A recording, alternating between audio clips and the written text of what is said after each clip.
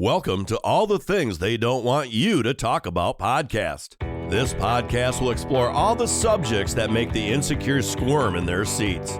Religion, politics, local and national, the Constitution of the United States, and the wheel of love and hate, to just name a few. Stay with us as we use our freedom of speech to delve into the good and the bad. If this podcast is not for you, feel free to find another one. Without any further ado, here comes All the Things They Don't Want You to Talk About podcast.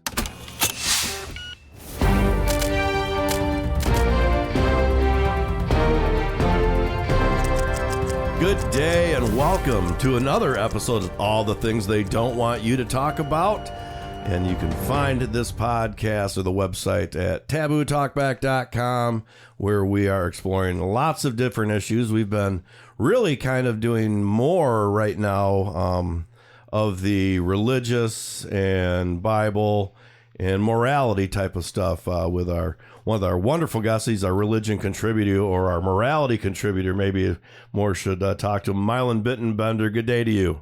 Good morning, Rob. And then Amanda Jones, our illustrious producer. Good day to you. Good day. Yes. Make sure you get that mic there a little closer to you. But all right. Well, what we're going to try to do here is we really didn't do any preparation for this podcast, and it's probably going to show. We're going to let her rip. We're going to let her rip. See what happens. Just with having a small conversation with Milan before we started, we were talking about all kinds of different things going on in the world, from the Olympics to LGBT issues. We talked just a second about what's going on with the world biblically, and just a whole bunch of stuff. And then I'm like, you know what? That sounds like a good subject. And the subject that popped into my head was hypocrisy. And where everybody is probably guilty of it a little. There are others that are guilty of it a whole lot. And we're going to talk a little bit about what hypocrisy is, who's doing it, and maybe being able to look at yourself sometimes and realize, ooh, I just did exactly what I said these people do, and I'm against them. Mm-hmm. So maybe we can find common ground in hypocrisy.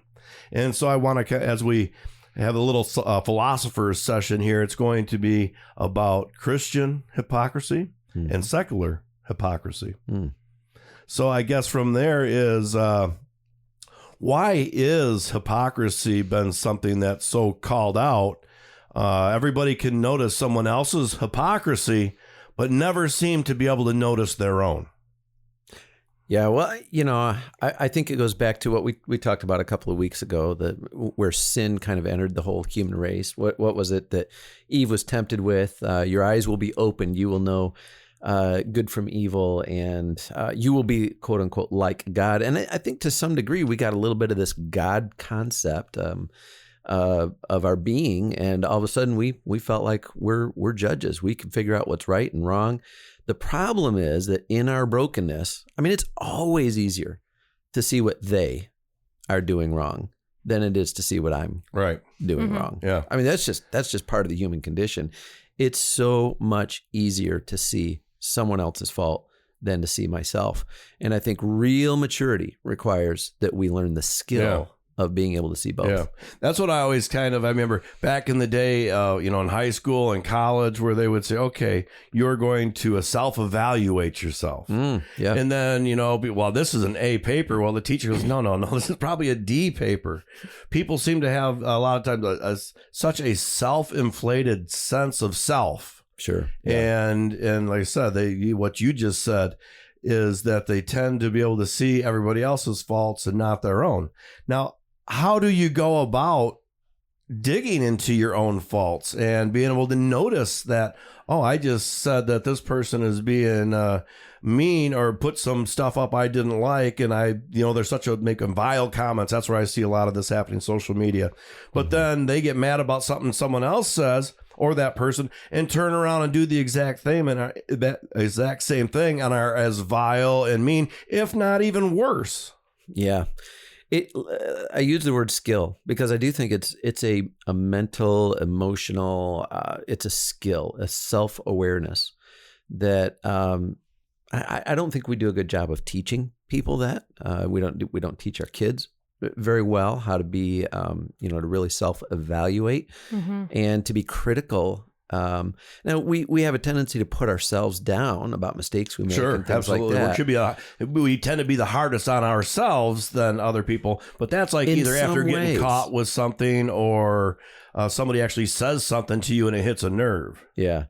One of my favorite bumper stickers is "Don't believe everything you think," and I think we have this tendency to think that our thoughts We just are reality. Change that. So don't share everything you think. Well, that's the second part of it. Right. But the first part of it is realizing that just because I think something, even if I feel it in my gut, doesn't make it right. Right. And so we have a tendency to judge the rest of the world based on this mental view that we have of what is right and wrong, or what we believe, what we think, and not realizing that other people are different, and not in bad ways. We think different is some degree of wrong. Right. Okay. Yeah, and I mean, to me, I've always, a little weirdness and a little strangeness is always kind of a good thing. Keeps people on their toes. Sure. Well, it goes along with that whole diversity thing. Right now, DEI is a huge deal. We've turned it into, we judge other people, which is crazy because we say, no, this is what we're trying to avoid, but we judge other people on the color of their skin or where they came from or what, blah, blah, blah, whatever. But really, diversity is about the wide variety of soul. Yeah. That we have as a people, right? Well, it goes to what we believe. It goes to our skills and our abilities, our talents, all of those kinds of things. This diversity, and rather than celebrating the beauty of diversity as if we're looking at this vast array of beautiful colors, we look at diversity. First of all, we try to judge it by what we can see with our physical eyes, sure, right? And then we think any color that's not our color. Not talking about skin color, but just the diversity of our personalities and who we are. But that's what DEI is about for them, is skin color and sex on your gender. Right. Hold on a second. And when you talk about that, we talked a little bit about that on the radio show last Saturday, is when you even use the word diversity, equity, and inclusion, to me, those three words mean nobody's left out. And within the definition of what it is, really the people that are left out are white men. And maybe I'm wrong with my analogy here, but I always go with, okay, half the world is men, half the world is female. That's 50-50 right there. That's a whole group that's now not included. So they just separated us that way. Now you separate black men, you take it out of the men group, Asian men, Hispanic men. And it turns white men into about 30% of the population, which is now the minority within their own logic of DEI. We are the oppressed. White people are the ones that are oppressed now, and they are, with their own logic, that's how it turns out to be. We are now the minority. And I don't know, it probably could be people out just screaming, you're stupid, you're wrong. But really, when it comes down to it, it's just another form of segregation. Yeah. Yeah. Well, as we talked on the radio show on Saturday, they said diversity hire, DEI, was to give the appearance of being inclusive. So we can't always just assume, oh, well, DEI's here, we're all safe and included now. It's not. It's just a word. It's really just a word. I understand that there's good things about it, I guess. But just looking at it, after I started looking at the definitions of this, it's like, this isn't what I thought this was at all. Like, the concept of it is actually wonderful. It's great. The reality of it is not what it's supposed to be, I don't think. Well, yeah, when they say, oh, it's to give the appearance of. Like, yeah. What? I want it to be, not to give an appearance of. If we make any decisions based on skin color first or gender first, that isn't being fair to who that person is and their capabilities. Yeah, well, what we try to do is we try to legislate morality because we feel like there's some kind of power in legislation, right? So we take a concept like DEI, diversity, beautiful idea. Correct. Something that we should embrace with our hearts. And we try to make rules and laws and regulate it. And as soon as we do that, the person that's making the rule and the law and regulating it all of a sudden creates all of the rules around how we're going to make that happen. And it blows up the whole thing. It destroys exactly what we were trying to create. Yeah. That's why we can't legislate morality. We actually have to clean up what's on the inside of our hearts. We have to quit judging each other, and we have to find ways to live peaceably together. Yeah. And another thing I read this week too was about, not to judge people, that you got to work on yourself and only worry about yourself, really. Like, obviously worry about your family and your children, those things, but I can't be the morality piece for everybody else. I have to take care of myself. And not that you shouldn't spread the good word, but you need to be an example of it. And that's how you teach people, is by example, not by screaming it down their throats in the comment sections online. Yeah. And sometimes we even come up with really nice sayings like, hate the sin and love the sinner. Mm-hmm. I heard a Christian comedian one time. I wish his name would come to my mind right now because I'd like to give him credit. But he kind of went into this monologue, and he said, sometimes as Christians, we try to make it all look good by saying, hate the sin, but love the sinner. He said, honestly, I've got enough of my own sin. I should probably just hate my own sin and love the sinner. But too many times, again, even if we hate the sin and love the sinner, all of our focus is on the other person and our judgment of that other person. Right. Whereas what we really need to do is we need to spend a whole lot more time humbly submitting ourselves before the standard of morality, God himself, and saying, God, I need your help. I'll let them worry about their own sin. Right. I need to worry about mine. Right. And if God puts us through things for our own personal struggles and journeys, I think we should be concentrating on our own, not focusing on everybody else's. Yeah. But teach your children, obviously, but people are spending way too much time. Yeah. Like that they could be giving that energy and time making themselves better when they're trying to project it all into the world. Worried about everybody else. That's almost the same thing when you look at it on a national scale, where here's the United States sending money all over the world to everybody else when we've got a lot of problems to take care of ourselves. And to me, the philosophy where if I'm going to be able to be good to people, if I'm going to be able to be more warm outwardly, then I have to make myself right. I have to love myself. And if you have heard, a lot of people hear that saying you can't love anybody else until you love yourself. Yeah. And that is, to me, really important, because those that don't love themselves, they're clinging to somebody else as almost that turns into their identity. Right. And you lose yourself within that. Yeah. Yeah, it happens. Oh, that's a great illustration, Rob. Yeah. Absolutely. Well, we're just going to end the show on that then.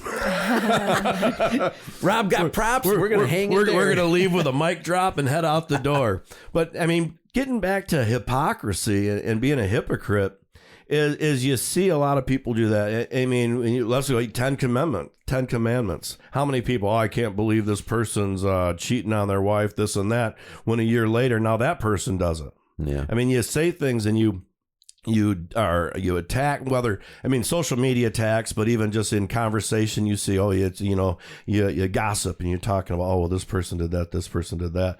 Well, why you're doing that too? Yeah. So why are you worried about them? Take care of yours. And then actually really kind of just mind your own business, stay out of it, unless it's a situation where what you're talking about is hurting someone you really care about. Well, we do need to protect the meek, stuff like that. I feel it's important to have justice for those who can't defend and protect themselves. That's what the strong are for. That's what we're here, is to protect the meek. But the problem is when the meek inherit the earth, all of the strong people that protected them, it almost seems like they want to just throw us to the wolves. Us that are maybe more alpha males that will, if I saw something happen to you on the street, I might run and help and stop. Where there are a lot of men, they won't want to do nothing about it. They won't even say anything. They'll look the other way. I couldn't stand there, even if it was anybody standing there on the sidewalk beating up a woman. I couldn't allow it. Yeah. I wouldn't want you to. Yeah. But there are people that would not ever help. They're scared of their shadows. And that's who people like me and people like Amanda, who, military people, that's who they went into the military to protect. But those people now kind of look back at us as we're toxic, we're bad, we're exactly what all the bad things about the earth are about. And when you look at men, the problem with that statement is in general, I mean, in a huge percentage general, I can't put a number on it. Let's say 95% of everything that has been made in this earth and created for our pleasure has been created by men. Yeah. Well, I think it's important too, as we try to bring balance and see this whole big picture thing, to realize that all of these kinds of things seem to swing on a pendulum, right? We see weakness right now. I would say that we're seeing this upsurge of, the weak, the downtrodden, the people at the grassroots, the bottom of the pyramid, are trying to flip that pyramid and take power and control away from those who've worked hard all their lives and built the cities, built the companies, built the country, built all of this. And the people who've built things, and the people who've, those individuals are, they're all the bad people right now, which is exactly what you were saying. Yeah. But part of this whole diversity idea is realizing that having power, we have to value the role of people who don't have that alpha male personality and don't build and don't do all of those things. And by the same token, those who are on the other end of that don't value what it took to build all the things, what it took to build huge companies and build a society and build a country. And so, again, it's easy to see how who I am and what I have is more valuable and worth protecting and worth fighting for more than what the other side is, no matter what the other side is. To me, that's where hypocrisy really comes in. We don't value what the other side brings, and we don't come together. So part of hypocrisy is judgment and criticism, right? But what about the other side of it? What about the ability to see the value in other people and compliment and lift them up and raise them up? That's another skill that we don't have. I would love for one of our politicians, right now we're in the presidential race. I would love for one of them to say, hey, you know what? Here's what we can recognize the other side has done in the past. Yeah. Whether it be 4 years ago, or whether it be in the last 4 years. I think inadvertently that has happened, not vocally, and because as I've been looking with Kamala Harris, every policy that she's had 3-4 years ago now, she has flip-flopped on and has changed her stance. Fracking is okay. This, I don't want to take your guns. She's totally flip-flopped on that.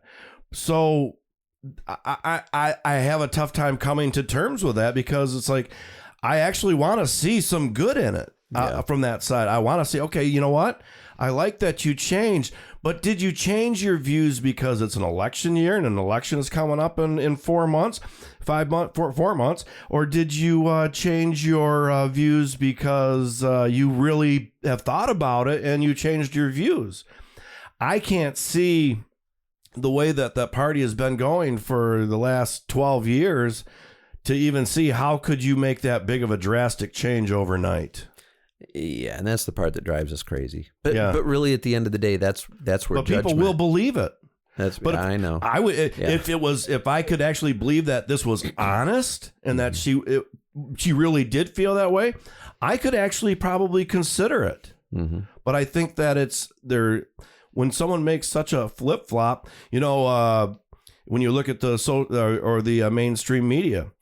3 weeks ago or whatever, when you looked at her polling numbers, she was considered the worst vice president ever to be in that office. And now all of a sudden in the media, even the mainstream media, were like, yeah, this is an issue. Now all of a sudden that she's been the one who is to be the next leader of the Democratic Party, all that stuff is forgotten. Now she's wonderful, and none of that stuff really happened. And we even talked about that on the radio show too a little bit. How I've seen the clips where they're talking, where she's saying, I'm the first Indian senator. And now she's the first black vice president. Where there, how does anybody change so drastically? And I mean, I have changed my opinions over the years and how Sure. I feel, but that happened over years. It didn't happen overnight. Yeah.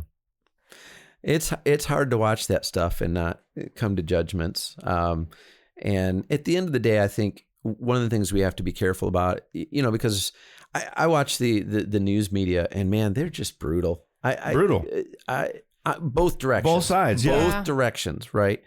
And I just think that is not helping anybody. It's not. I think what we need to do is we need to watch what's happening, and then we need to vote. Yeah. Let's quit slinging the mud and let's just vote. Either side of the media isn't the media that was 40 years ago. No.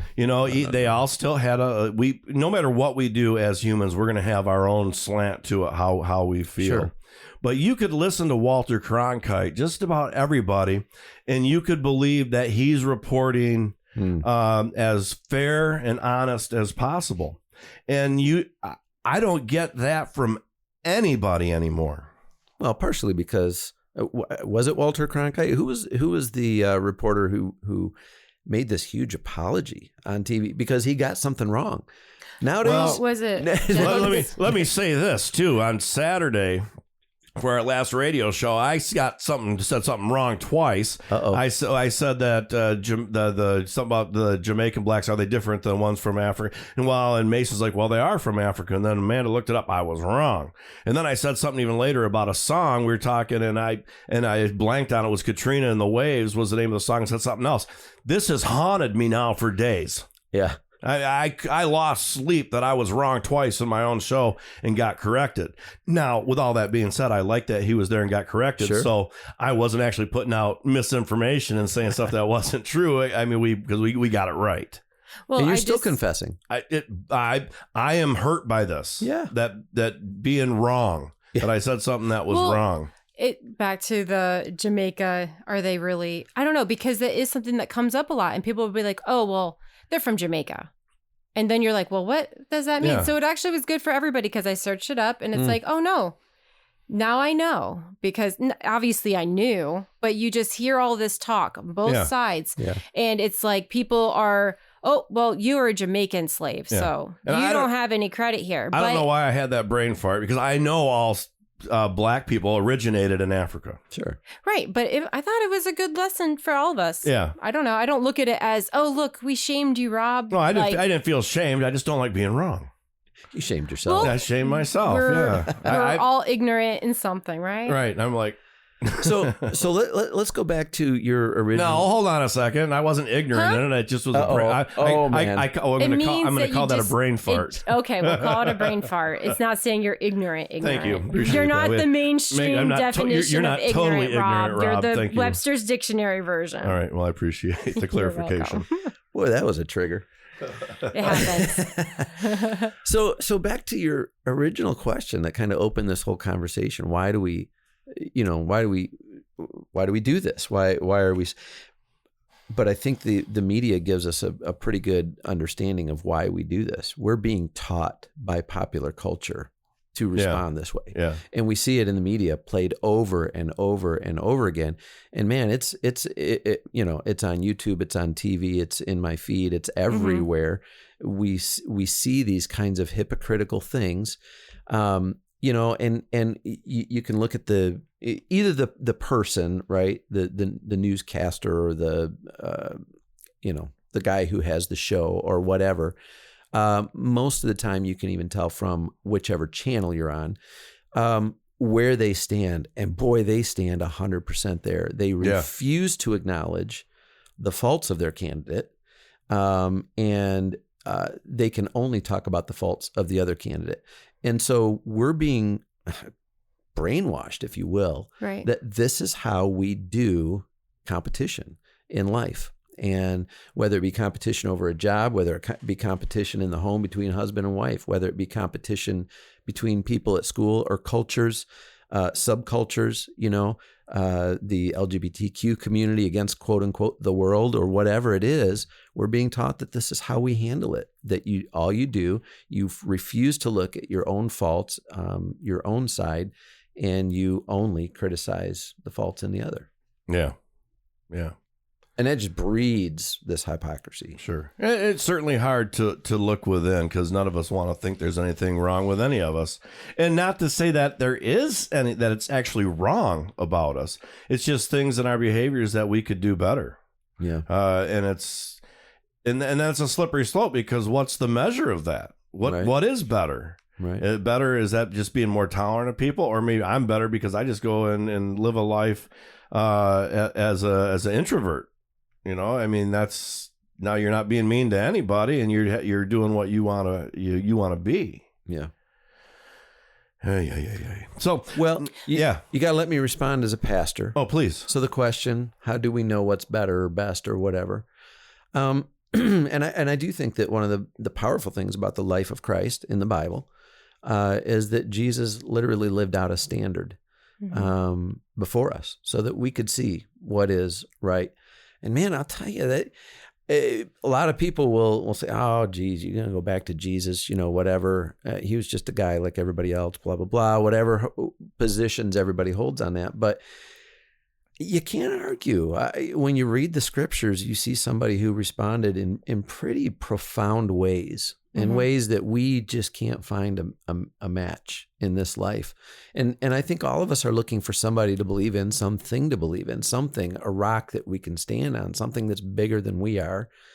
And that's why I just continue to look to Jesus as my standard and my hope that that I can make progress toward the standard. Do you think that maybe when you look at kind of what we're talking about, Christian hypocrisy and secular hypocrisy, so really what that is there's Christians and then everybody else is secular.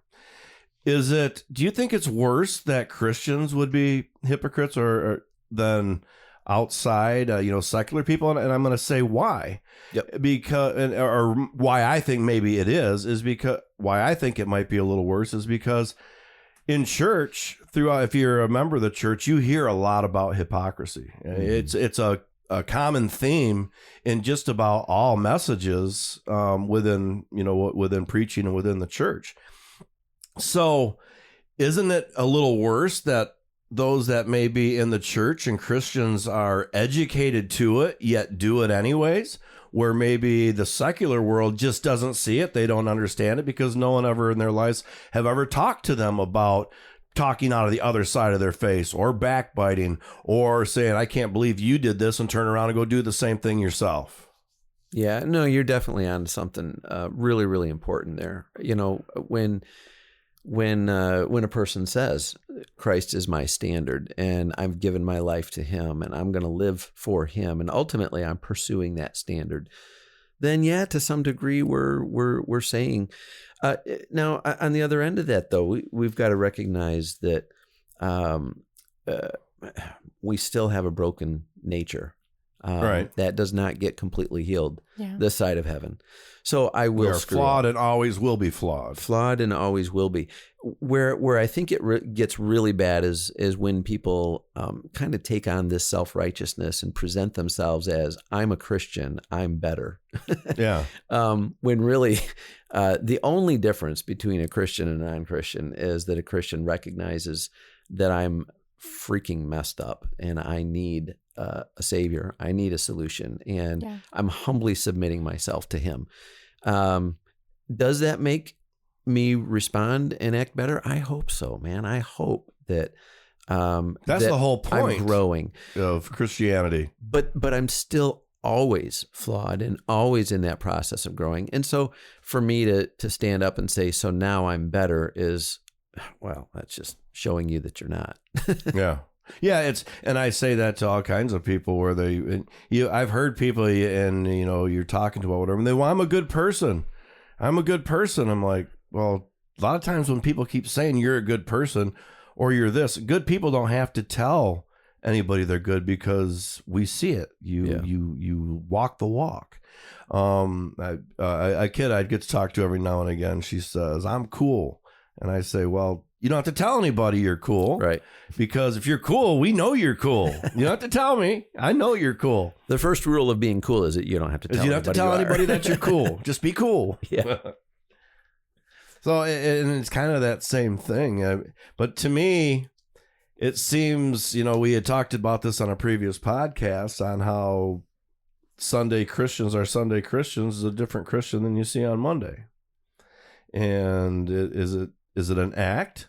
That's the thing that to me that probably sours a lot of people from religion is, you go on Sunday, everybody's so warm and kind, and on Monday they won't even look at you if you see you. Yeah. Well, I think that comes down to that may be a little extreme. No, yes, but we define things in the extremities. That's where we see the reality of the problem. But I think it's kind of like the rule about being cool. The rule of being a Christian is if you have to tell people that I'm righteous and humble, you just screwed it up. You're not, right? Yeah. So I think it's about being humble, and of course, if you're being humble, you're not standing in judgment. You're not condemning others. You're not throwing the mud with everybody else. You're simply stepping back, and Jesus describes it as being salt and light. Yeah. Those things they're just there. Light just shines. It doesn't. It's not a spotlight in your eyes. It's just a resonance of what is right and true and should be. And when we appear as light in the community, it's a good thing. When we try to tell everybody we're light, then we really screw it up. Yeah. Well, humility, when you touched on that word, that is a tough one sometimes. And for me, let's talk about my own humility. Sometimes I'm not. Really? Yes. But the thing is, when you're in what I do, you kind of have to tell people what you do to sell yourself. I work for myself. If I don't tell people what I do and that I'm good at it, then they're not going to know.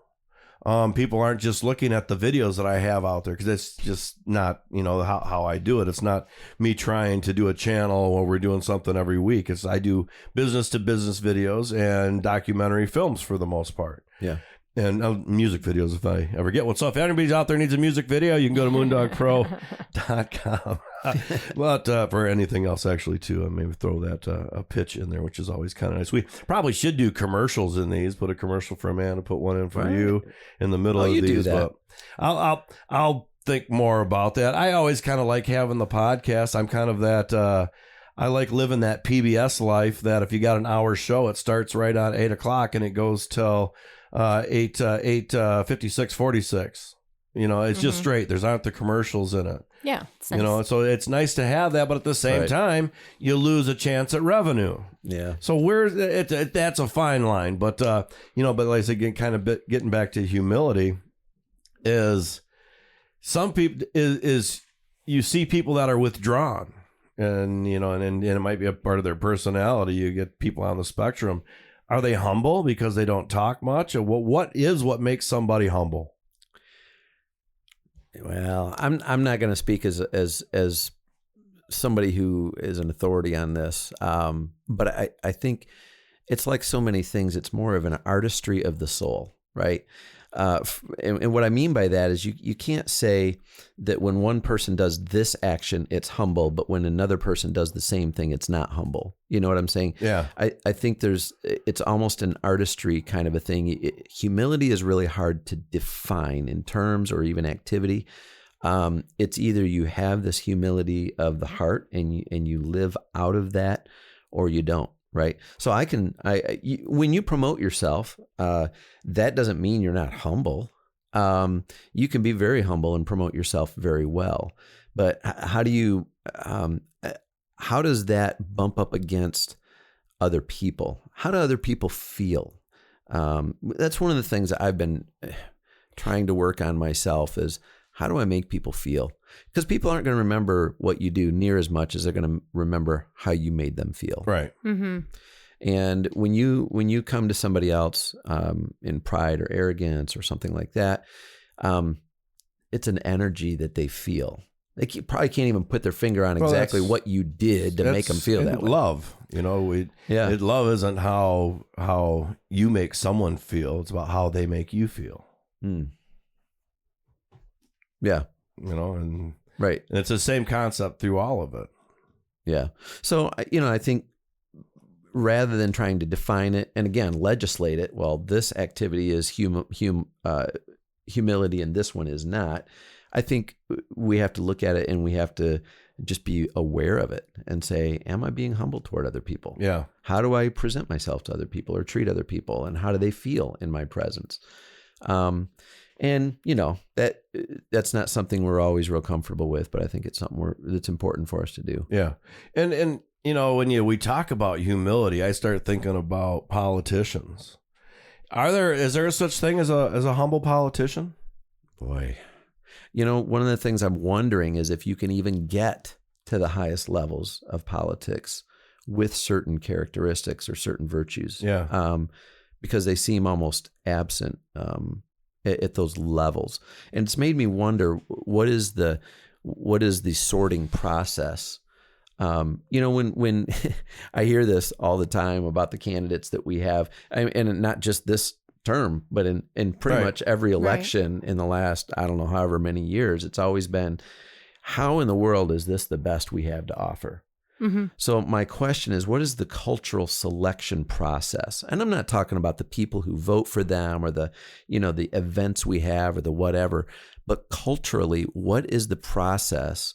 What is the brokenness in our culture that is creating a selection process that brings these people to the absolute top? Because typically what I think is what rises them to the top is how they look, how they speak, and then maybe possibly down there, third or fourth is their policies. Yeah. Yeah. Unfortunately, I think there's it's a lot politics, especially starting politics. It's a popularity contest. Who's more popular? I got the votes. And a lot of times you'll see people with, these are great ideas. This is all stuff, but maybe they don't look as good as this person, but this other person talks better. RFK, he's kind of one. Do I think could be presidential? Yeah, but his voice is hard to listen to for a long time. Yeah. Yeah. And that is so superficial from my end, but that doesn't mean it's not true. Right. That doesn't mean that, I'm not the only person that have said that. I've heard that from a lot of people say, all right, he's still a bit progressive, but he's a little more in the middle than a lot of the other folks in the party. And that's really what we need to find more is people that are in that middle. You see some validity with some of the other side. You see it.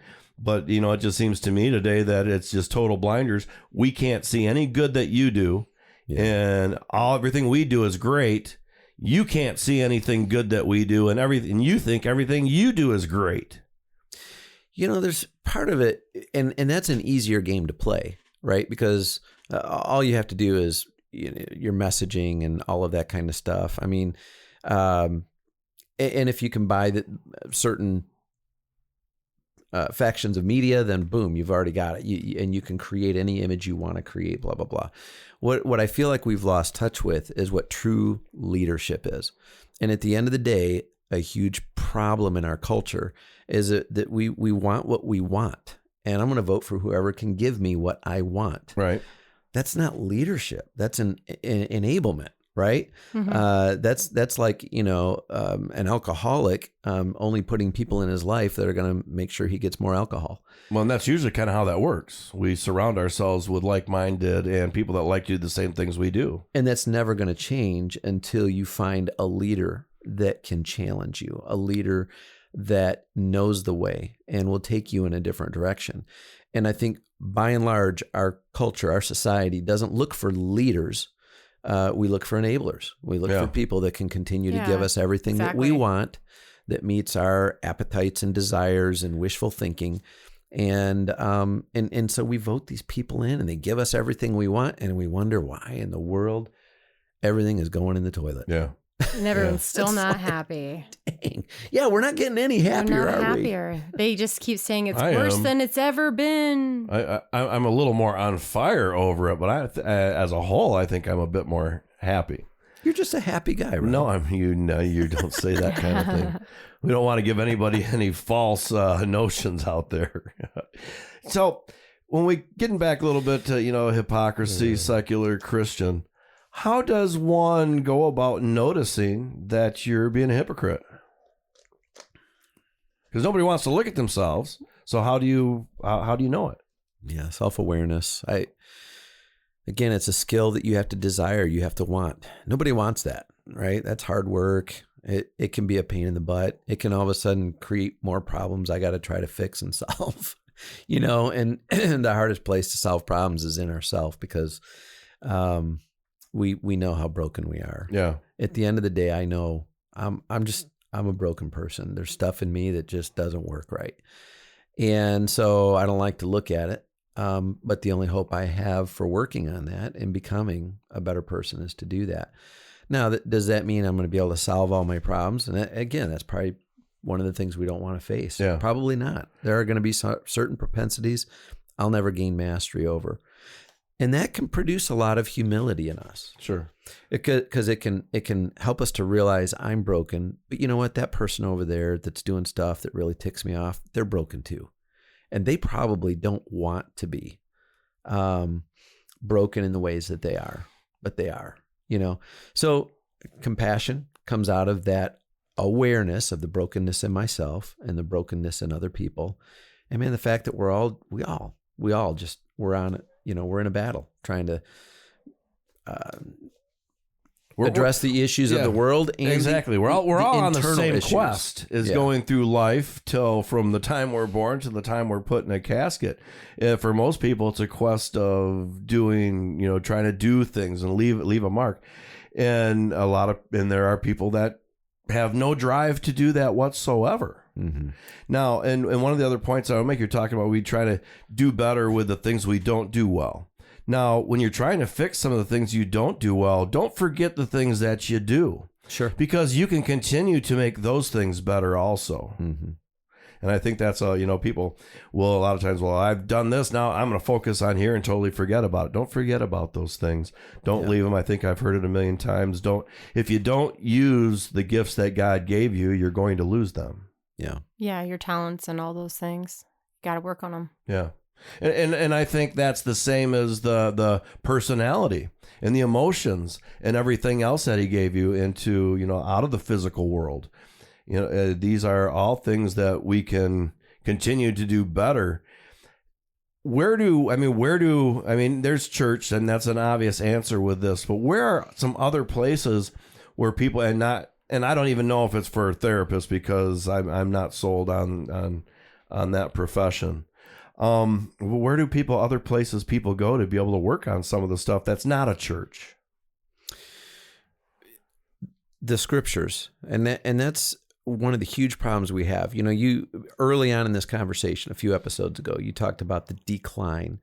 Well, I really believe that a huge part of the decline that we're experiencing in morality and faithfulness and Christian religion, especially, and things like that, is that we do not know the scriptures.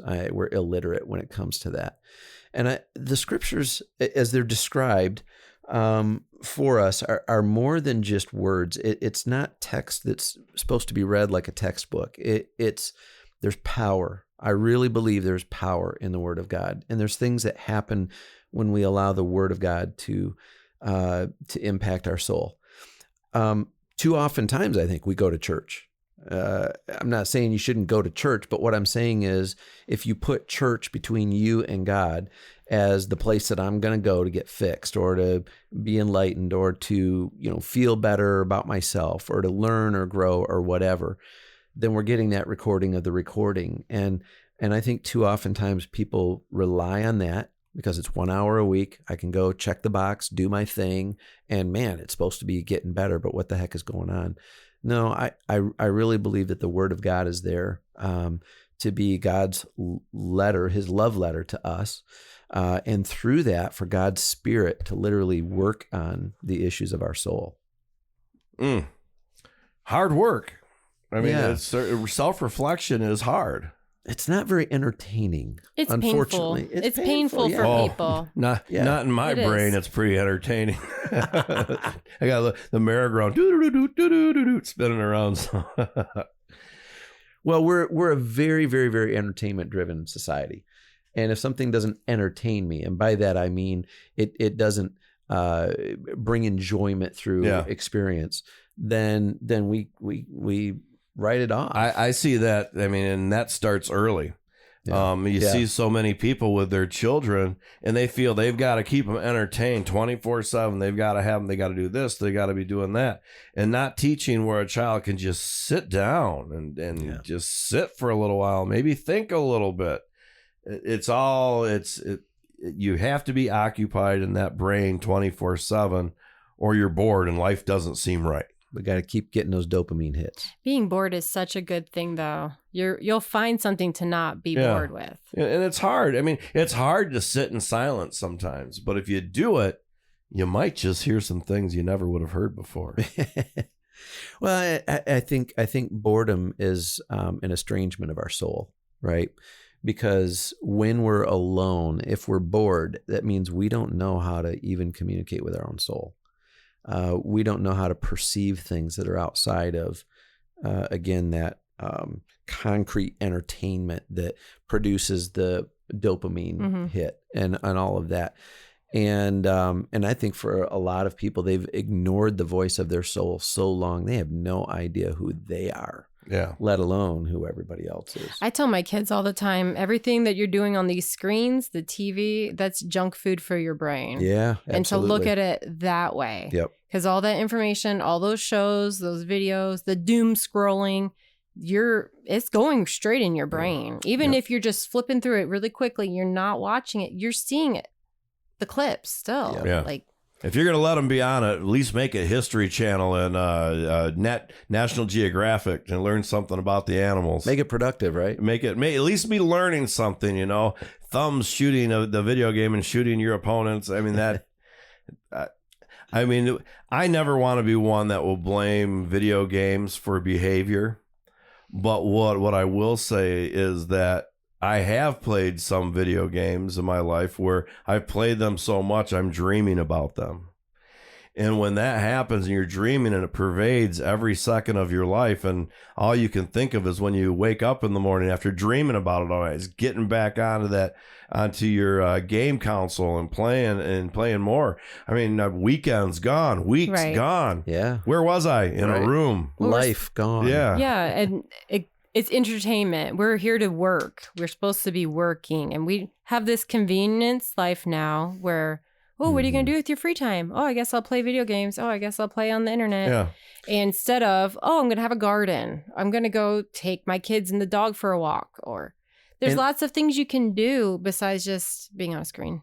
And again, back to that whole idea that life is not quote unquote happier. Most people would not say I'm happier today than I was. And we live in this society that is we have entertainment at our fingertips every second and we can entertain ourselves. And as a health coach, I love that statement that you made. I've never heard it before, but all of that entertainment is junk food for the soul. And so, we know what happens to the physical body when you fill it with junk food. And the same thing happens to our soul. And I think a lot of people are anemic. They're out of shape. They're weak in their soul. Yeah. Because we've spent all this time just simply throwing entertainment at our thoughts. So that is another subject for a different day. And I would say strengthening the soul. How do you do it? I think we can talk about it some other time. This feels like a pretty natural place to end.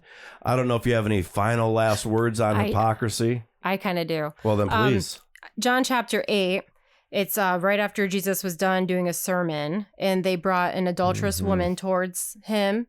Yep. And they're saying, Lord, what should we do? We want to stone her to death. And he said, he without sin cast the first stone. And then they all slowly trickled away and all of that. But the one verse, basically... And then when this is John chapter 8, verse 10, when Jesus had lifted up himself and saw none but the woman, he said unto her, Woman, where are those thine accusers? Hath no man condemned thee? She said, No man, Lord. And Jesus said unto her, Neither do I condemn thee. Go and sin no more. Then spake Jesus again, saying unto them, saying, I am the light of the world. He that followeth me shall not walk in darkness, but shall have the light of life. And so I figured in my head, as we were just talking the whole thing, I had that up. I'm like, it's the example right there. Absolutely. When everyone's online saying, you're doing this and you're doing that. Well, he without sin cast the first stone. And then you self-reflect and you think, hey, I've either been there or I could be in this same position. Yep. Let me just calm down and walk away. And, that's just the perfect example right there, I think. Jesus himself didn't even feel the need. And if anybody was righteous enough to cast judgment and condemn, it was him. He didn't even condemn the people that were ready to stone her. He just made a statement. He had the patience. He had all the 7 virtues. Like he never condemned the people that were going to crucify him. Right? No. Father, forgive them, for they just don't understand what they're doing. Yeah. So, do you have a last word on hypocrisy? Don't do it. Try not to be it. Try not to do it. It's easier said than done. Yeah. Because as we talked about, it's hard to look within and to see what we're saying. But, I see it every day with people saying, you're doing this, you're doing that. And they're turning around and doing the same thing. Yeah. Don't do it. As Andy Stanley would say, it's not a problem to solve. It's a tension to manage. It's something that will always be there. And it's something we just have to be aware of and have to continue to work on. Sure. Yeah. While we still have our listeners, halftime with Milan Bittenbender. How's that going? Yeah, I've got, I actually, speaking of politics and everything else, I had an episode with Miranda Cruz just recently. I hope people will go and listen to it. It's a fantastic, very balanced approach to how to handle the chaos of the political scene that we find ourselves thrust into. I think I listened to that one and I felt it did give me a lot of peace, especially with a lot of both sides saying the other's evil. Yeah. Then all these things, and just listening to Miranda and her take on it, I think I'm going to approach things a little differently now. Yeah. It brings me back a little bit to the Joe Verdi sales system. And one of the things, the biggest thing when I listened to that at one point, didn't certainly listen to all of it, but one thing that I did pick up in that mostly was that if you want to live a happy life, quit watching the news. It is. And it's the same thing. And I feel the same way about social media. And I talk to Amanda about this all the time. And I say, post to stuff, but don't engage. Yeah. Don't worry about what they're going to say. Post something, put your comment out there, but don't engage, because now you're engaging with them. You're arguing with someone who's behind a computer who will never see probably any logic to anything. Mm-hmm. Well, that's also a good... You have to always project yourself with the truth and grace for others when you're commenting online, and understand these are just either confused people. Mm-hmm. I know I've been in the position with a lot of these people with misinformation and believing the mainstream media, no matter what they said. Well, it was on CBS mornings. I believe Gail and Tony at the time. Like, you just have to step back. You have to step back and look at it all. And when you're engaging with people online, you don't need to defend God. He can defend himself. And we we can defend ourselves, and we can defend our fellow man. I think it's a good thing to stick up for, I don't want to say the weak, but there are people that I won't allow other people to bully online if they were to post their opinions or views. And I try to always have truth and the humility and grace and all that, no name calling, this and that. And you have to walk away sometimes. That's what I tell her. Number one, online, if you're going to engage with that kind of discussion, just number one, be true to yourself. Yeah. That's it. Be true to yourself, and all else will take care of itself. Then not everybody's going to like you being true to yourself, but be true to who you are. Well, and I think we have to be more discerning on which battles are worth fighting. Sure. Mm-hmm. And also recognize that there are different ways we can respond. We've got to choose the more productive ones. It's easy to, throw a word salad out there really quickly or slam somebody else. It's much more difficult, but more productive to use your time and energy bringing light rather than casting more darkness. I had a guy accuse me of that, arguing with people online. I said, go check every post, any post I've ever made.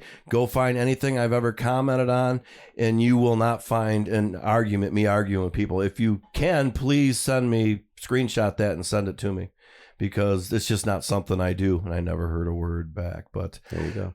Where would somebody find Halftime with Milan Bittenbender? Just search for that. I'm on Apple and Spotify podcasts, also on YouTube. Halftime with Milan Bittenbender. Yeah. Okay. You can find him on Google. Just Halftime with Milan Bittenbender on Google. I tried that and it comes right up.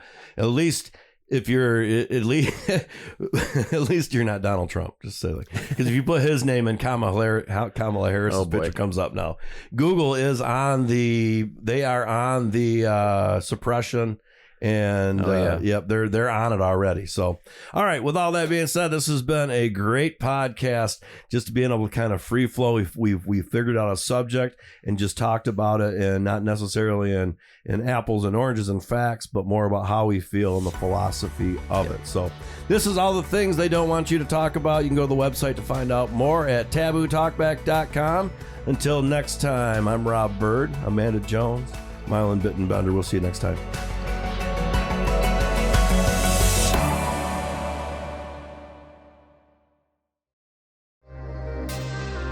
All the Things They Don't Want You to Talk About podcast is part of the Rob Bird Moondog Podcast Network. Go to tabootalkback.com for more information. Copyright 2024.